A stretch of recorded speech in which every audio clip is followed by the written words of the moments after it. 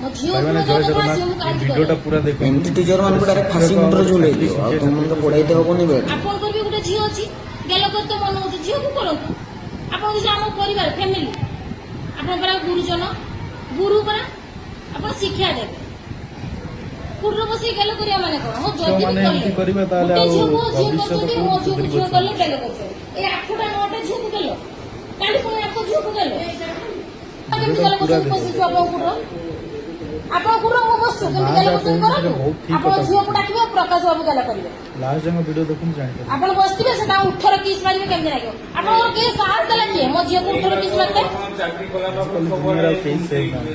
ନା ନା ଆପଣଙ୍କୁ ଖରାପ ଲାଗୁନାହିଁ ଟିକେ କଥା କହୁଛନ୍ତି ଖରାପ ନାହିଁ ସାହସ ଦଉଛୁ କିଏ 18 କିସ୍ କରିବେ?